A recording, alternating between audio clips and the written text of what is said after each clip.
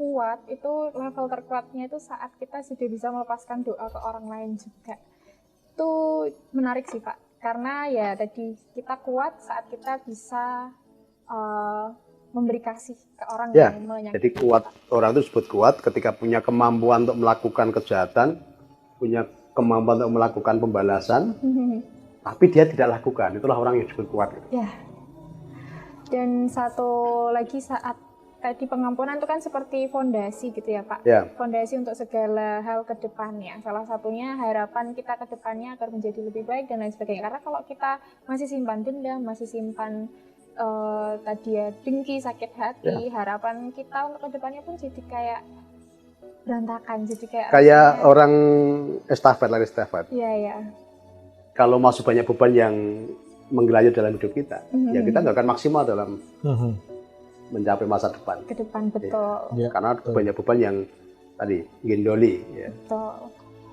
Nah, itu lepaskan semuanya beban masalah. Nah.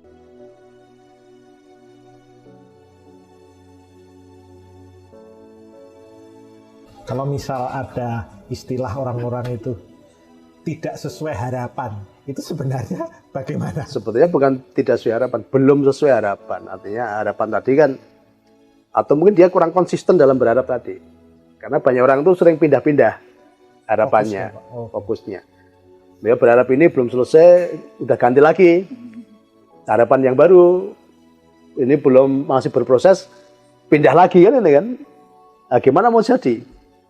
Mau terwujud? Maka perlu konsistensi kan. Perlu konsistensi. Contoh aja dulu, membangun harapan Tuhan, aku mau menjadi gembala yang bisa memberi makan domba-domba, itu harapan. Harapan di dalam iman saya. Jadi, maka iman, pengharapan, dan kasih. Iman saya tadi, aku mau menjadi gembala yang bisa memberi makan domba-domba. Tuhan, aku mau menjadi jawaban atas permasalahan banyak orang yang datang kepada saya. Ini kan iman saya seperti itu. Nah, tertuang dalam harapan tadi. Konsisten. Ya, konsisten. Maka prakteknya apa? Kasih tadi. Kasih itu memberi, melakukan. Kasih itu perbuatan. Jadi kasih itu tidak kata-kata, kasih itu action. Maka saya lakukan aja. Mulai melihat orang-orang itu dengan perspektif kasih tadi. Oh, tidak ada orang baik, tidak ada orang buruk. Yang ada adalah orang yang belum tersadarkan. Ya, kita melihat manusia itu ya manusia yang utuh tadi. Gitu.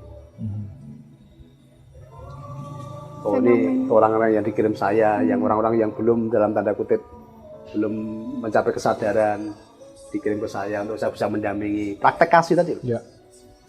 Nah, menurut Pak Niko sendiri berkat itu apa, Pak? Berkat itu sesuatu yang datang terus-menerus, kebaikan-kebaikan yang selalu datang terus-menerus dalam kehidupan kita. Maka berkat itu harus mengalir. Berkat itu bicara sangat luas. Nah, seringkali banyak orang mengecilkan berkat. Pak, kan berkat tidak harus bentuk uang, Pak.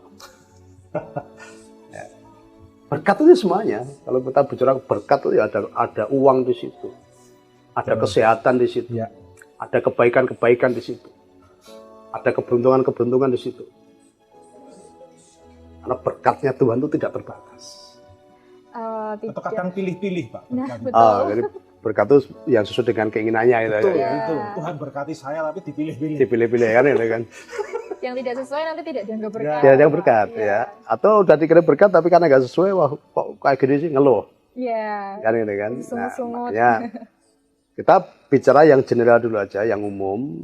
Maka yang saya ajarkan setiap pagi, begitu buka mata, hal pertama yang saya katakan, oh, Tuhan, hari ini aku bahagia dan mengucap syukur untuk hari yang baru, untuk kehidupan yang baru, terlebih untuk kasih setiamu yang selalu baru dalam hidup itu, juga untuk berkat-berkatmu yang mengalir sepanjang hari ini, berkat yang baru. Ini general dulu aja nih. Tuhan, terima kasih untuk kenyamanan-kenyamanan yang terus dilipat gandakan dalam kehidupan. Kenyamanan atas kesehatanku, kenyamanan atas rumah tanggaku, kenyamanan atas keuanganku, kenyamanan atas semua unit-unit bisnisku. kenyamanan atas keluarga besar, atas lingkunganku, atas kotaku, dan atas negeriku. Tuhan, kita syukur kalau buniku belum bangun ya untuk istriku yang semakin sehat, semakin cantik, semakin menjadi berkat bagi banyak orang. Tinggal itu setiap hari. Apapun yang ada kita syukur. Nah, seringkali kita tuh selalu pakai logika.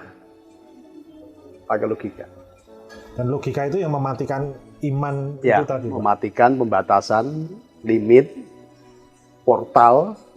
Nah, logika itu sebenarnya kita memasang portal dalam kehidupan kita. Maka dikatakan kita harus punya iman, pengharapan, dan kasih. Ya. Iman itu apa? Iman itu dasar dari segala sesuatu yang kita harapkan. Namanya diharapkan itu berarti kan belum kelihatan, belum ada itu. Tapi iman itu menjadi dasar. Maka orang-orang beriman itu orang-orang yang bisa meyakini hal-hal yang tidak terlihat.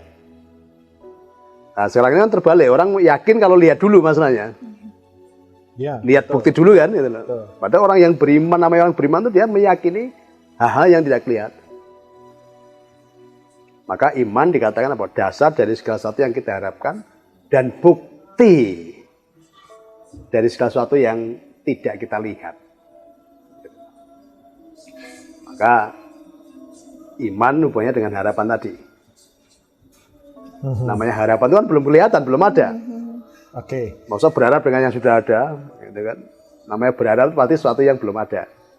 Ya. Nah, maka iman itu berharap dasar dari sesuatu yang kita harapkan dan bukti. Nanti kalau kita sudah mengharapkan sesuatu dengan iman tadi ya buktinya nanti akan kelihatan.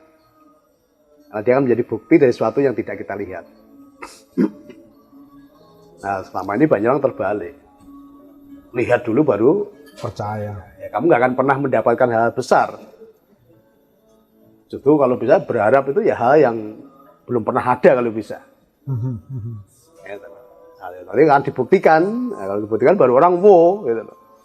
Tapi harus mulai membangun iman dulu, bangun iman yang besar tadi, membangun harapan yang besar tadi. Nah, makanya kalau di dunia ini disebut vision, orang-orang yang punya visi. Visi itu kan belum kelihatan, nah itulah iman. Gitu. Dan dia akan terbukti ketika visi itu terus-menerus kita masukkan dalam pikiran kita. Ya udah itu akan membesar dan akan terjadi nanti. Nanti semesta akan mendukung apa yang menjadi harapan kita tadi. Bahannya nggak usah dipikir, semesta akan menyediakan bahannya.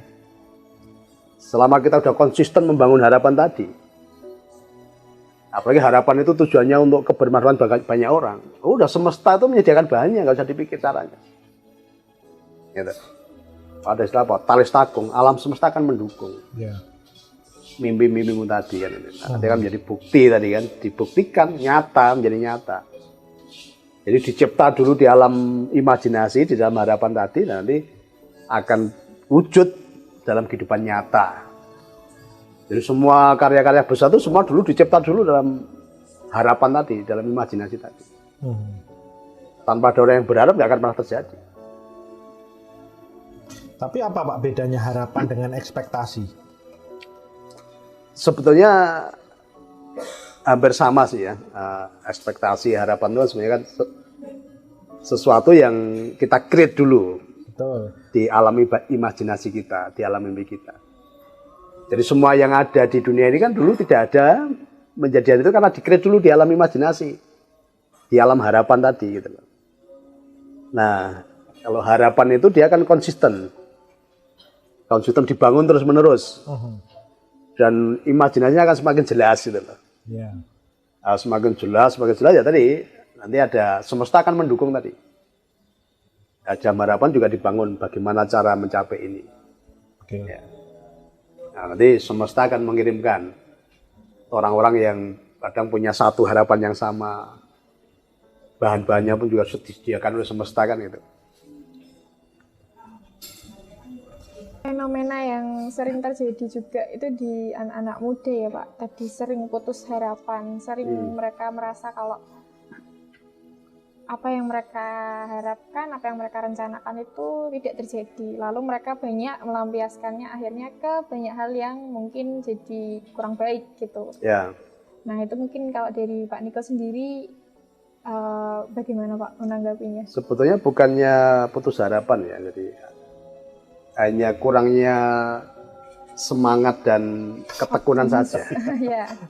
Jadi karena harapan itu pasti tercapai, tapi karena banyak orang tuh harus belajar tentang ketekunan tadi loh. Nah banyak orang tuh tidak tekun. Dan harapannya sebenarnya tinggal satu langkah lagi karena ketekunannya dia mulai pudar tadi, akhirnya tidak tercapai harapan itu. Gitu. Perlu konsistensi, perlu ketekunan kan. Pesimis itu benar-benar berarti sangat berpengaruh jika nah, banyak orang tuh selalu dilemahkan dengan pesimisme tadi. Kayak tadi. Nah, ini kan energinya harus terbentuk di komunitas yang baik juga. Nah, seringkali banyak orang startnya udah bagus, permulaannya udah bagus, tapi karena lingkungannya yang tidak mendukung, maka harapan-harapan yang sudah dibangun yang bagus tadi tidak tercapai gitu, karena dilemahkan oleh lingkungan orang-orang yang mempengaruhi kehidupan dia. Itu sering terjadi Pak, ya. Terutama di anak muda juga ya Pak, karena mereka emosinya juga tadi masih labil dan lain sebagainya. Ya. Itu waktu itu ketika saya punya mimpi, saya punya harapan tadi, saya nggak akan bergaul dengan orang-orang yang toksik, yang akan mempengaruhi mimpi saya gitu loh. Ya. Jadi bukan mimpi saya yang terlalu besar, tapi iman mereka aja yang tidak besar kan gitu kan. Nah seringkali mimpi kita yang besar tadi dilemahkan oleh orang-orang yang tidak berpikir besar. Yang mending saya tinggalkan kan gitu. Ingat-ingat ya, bukan mimpi kita yang terlalu besar. Pikiran mereka aja yang tidak berpikir besar kan. Nah seringkali kita terpengaruh dengan orang-orang yang tidak berpikir besar. Nggak selevel tadi tuh ya Pak? Iya. Makanya seringkali kan kita tadi mimpi-mimpi harapan tadi tidak terpenuhi, tidak tercapai karena kita terpengaruh dengan orang-orang yang tidak sefrekuensi dengan kita tadi. Ya, tidak sefrekuensi, betul-betul. Makanya itu kita tinggalkan gitu. Permasalahannya itu kita sering mengkotak-kotakkan berkat, Pak. Ada yang kita rasain berkat kecil, berkat besar. Nah, kadang yang berkat kecil itu dianggap sebagai hal yang sudah biasa. Itu bagaimana, Pak? Nah, justru ketika yang kecil pun sudah kita syukuri tadi, kita sudah mengucap syukur. Yang besar pun pasti Tuhan tambah-tambahkan. Maka barang siapa setia dengan perkara-perkara yang kecil, Tuhan pasti tambahkan perkara-perkara yang besar. Nah, sekarang yang kecilnya nggak kamu syukurin, masa mau tak kasih yang besar?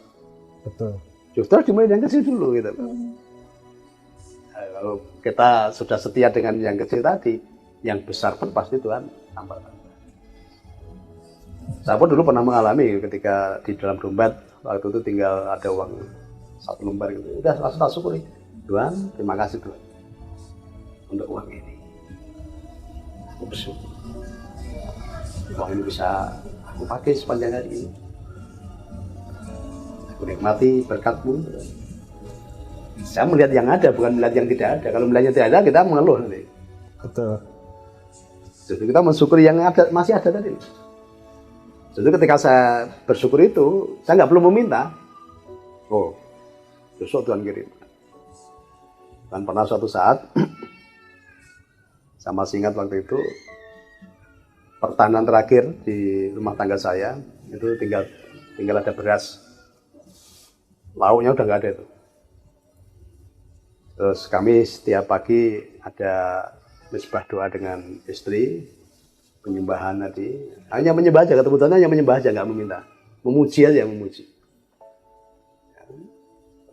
Jadi, ya puji-pujian yang kita panjatkan. Setelah habis menyembah dan memuji tadi, ini kok tanya, tadi Tuhan bicara apa Pak? Ya, aku suruh keluar rumah.